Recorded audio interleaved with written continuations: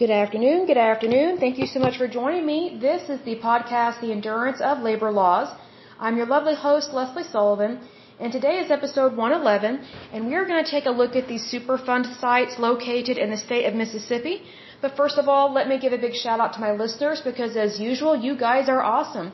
So a big shout out to Virginia, Oklahoma, Texas, New York, Pennsylvania, British Columbia, Illinois, Oregon, Florida, Alabama, Ohio, Massachusetts, California, District of Columbia, Indiana, Minnesota, Washington, Rhode Island, Colorado, Michigan, New Brunswick, Louisiana, Connecticut, and Manitoba. In terms of countries, the United States, Canada, the Russian Federation, the United Kingdom, the Netherlands, Slovakia, South Africa, Japan, and Denmark. A little bit of housekeeping. As usual, this is the month of June, and FYI, it is National Fresh Fruit and Vegetables Month. So I think that's pretty cool. I love eating fresh fruit and vegetables. It is wonderful. Let's go ahead and take a look at the Superfund sites located in the state of Mississippi. It's not a huge list, and I am impressed with that. And I really think that's a wonderful thing to see because they haven't had a lot of problems with Superfund sites. So they started out with not a lot, and the ones that they have cleaned up quite a few. And they only have a couple that they're thinking about adding to their list. So that means that these are Superfund sites that they are already a problem, like they are a Superfund site, but there are two of them that they want to add to the national priorities list because they are deemed as being pretty bad.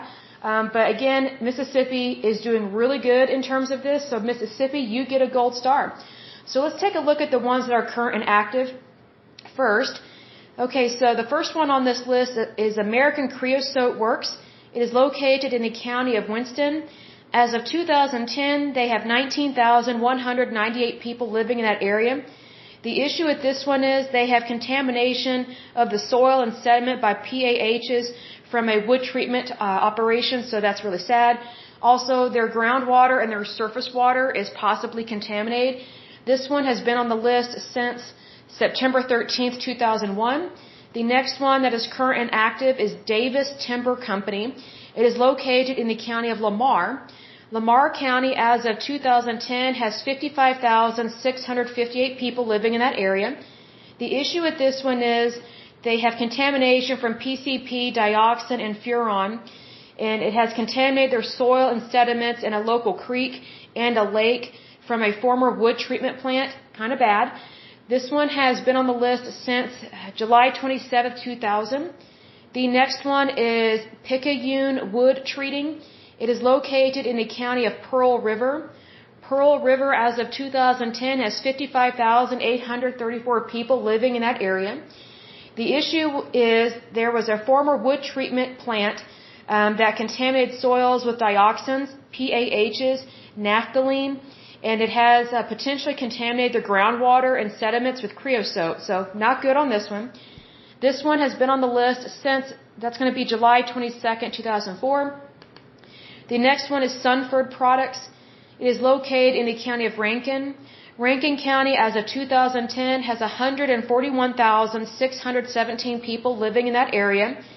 The issue with this one is their soil, surface water, and groundwater are contaminated by PCP, dioxins, pesticides, and metals from a chemical production plant.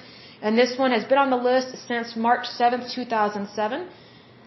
Now we're going to take a look at the ones that are being proposed to being added to the list. So this means that they are already a problem. They are already a Superfund site, but they are thinking about putting them on the national priorities list. The first one is Chemfax Inc.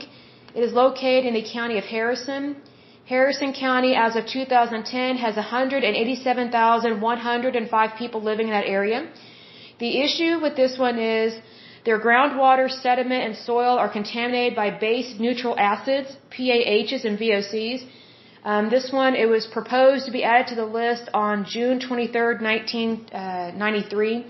So it's going way far back in terms of they've already identified it as a Superfund site. So I'm surprised that they know it's a problem, but they're not listing it actually on the national priorities list. So here's my thing with the ones that are being proposed to being added. A lot of these are proposed to being added to the list like 10, 20, 30, 40 years ago. So they're being kind of semi-put on the list, but not on the list. So it's like they know they're a problem, but funds are not being allocated to address the issue of these sites. So it's like they're really sitting there in limbo. That's why they're sitting there for so long, is because they just sit there in a bureaucratic black hole and no one wants to get the job done. So that's why that's an issue for me. The next one is Potter Company. It is located in the county of Copiah. Copiah County, as of 2010, has 29,449 people living in that area. The issue with this one is soil is contaminated by PCBs, the groundwater is contaminated by TCE, and there are 2 nearby municipal wells that have been closed because TCE has contaminated their water supply. So they have been aware of this since 1993, but they have not put it on the national priorities list. So it's like, I don't understand. If you have that bad of an issue, why haven't you just gone ahead and added it to the national priorities list? That way it can be addressed a lot quicker than just sitting there collecting dust and still causing a problem and contaminating the area. So I think that's an issue with this. But that's also how bureaucratic agencies are, especially federal agencies. They drag their feet, and typically they don't get stuff done until they absolutely have to do it, which is really sad. Because again, it's what I've said in times past, what's the point of setting a standard if you're not going to meet that standard? I just think it's ridiculous. I mean, that's like having an HR policy within your company saying, hey, we will not tolerate sexual harassment or endangerment, but yet when it takes place, oh, we're not going to do anything about it. Well, then what's the point of having this listed in your policy that it is punishable by you being fired? You know what I mean? Like, it's just strange to me that things like that happen, but I guess it's, we have more bureaucrats than we realize, more professional paper pushers than we realize. So let's pray for those professional paper pushers that they get the job done. So the next ones that we're going to go over are the ones that have been deleted, meaning they have been cleaned up and good to go, and they are no longer an issue. They are no longer contaminating the environment, and they are no longer on the national priorities list. The first one is Flowwood site. It was located in the county of Rankin. It was cleaned up and good to go as of February 16th, 1996. The next one is Newsom Brothers Old Reichhold Chemicals, Inc. It was located in the county of Marion.